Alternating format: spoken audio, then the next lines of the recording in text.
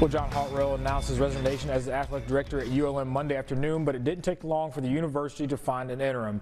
Head football coach Bryant Vincent has been named the interim athletic director, with his appointment effective immediately pending approval from the University of Louisiana Monroe System Board of Supervisors.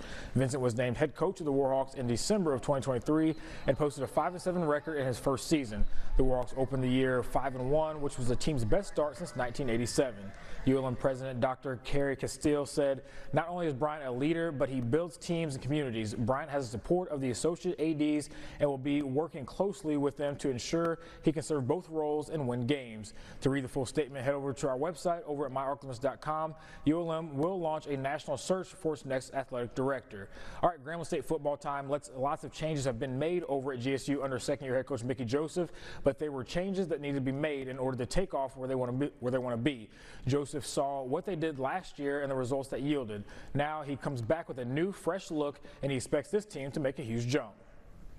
A lot of new faces in the building, coaching staff, plus players, new trainers, so you're very excited because it's your second year. Now you know what you did wrong, or know what I did wrong the year before, and make sure I don't make the same mistakes. This is a different looking GSU team from just a season ago.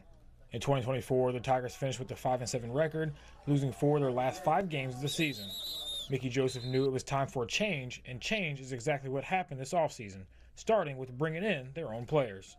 So we brought in new players, brought in new coaches, new coaches that, trust what I'm saying and believe what I'm saying, and it's in my vision.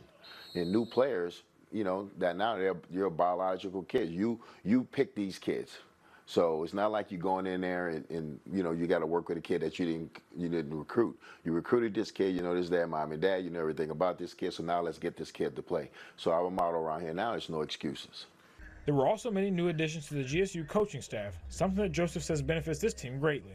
He says this is a staff that brings much experience to the table, but more importantly, a staff that has trust. Sharon Carey coaching the quarterbacks, he does a really good job, overall with the overall scheme. He would be a guy that, sometimes the play might come out of his mouth. Brought Eric Losey in, to coach the O-line, so we're going to do a really good job up there. Not that we did a bad job last year, just, we just had to make some changes, and you brought Wyatt Anderson in for your tight ends. That's going to do a good job. And Reggie Moore, he's in right now. He's our receiver coach, and he's got a 25-plus years and great coach. And Chris Peters, the guy that's, been strong since he's been here. He don't survive, 2 head coaches, and when you do that, you take your hat off to that person, because that means that person's loyal and that person's knowledgeable what his position and what he can do. With all the changes that took place over the offseason, one major change fans will see is the play calling. Mickey Joseph will take over the signal calling on the offense to get the type of production this team will need to compete in the SWAC. Though Joseph will take on most of that responsibility, at the end of the day, he says it is still going to be a team effort. We're going to work together, and we're going to have one game plan, one call sheet. And so we work together and walk out that room, then it's one offense. But yes, I will be the main play caller, but all these guys will have input, and it could eventually come out of one of their mouths, starting with Sharon Carey. Joseph already feels the change in the office, a new energy, a new trust, and a new belief. But elevation requires separation.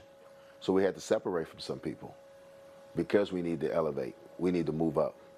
So yes, it is a different vibe in here now, because now the trust factor is up. We can trust the people that's in this building right now. What says in this building stays in this building. It's not I say something and when I get to the lights, somebody's calling me, telling me what's going on in my building.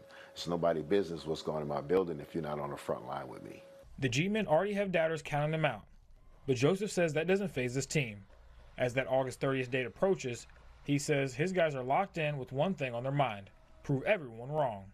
They know good and well when Grambling come to town, they getting fired up, they're going to play a little faster. We understand that now.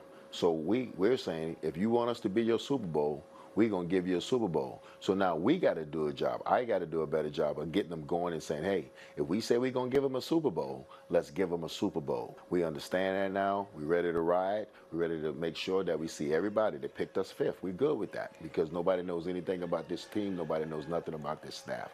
They did their job. That's what they're supposed to do. Doesn't mean that they're right. Doesn't mean that they're right. So let's make them wrong.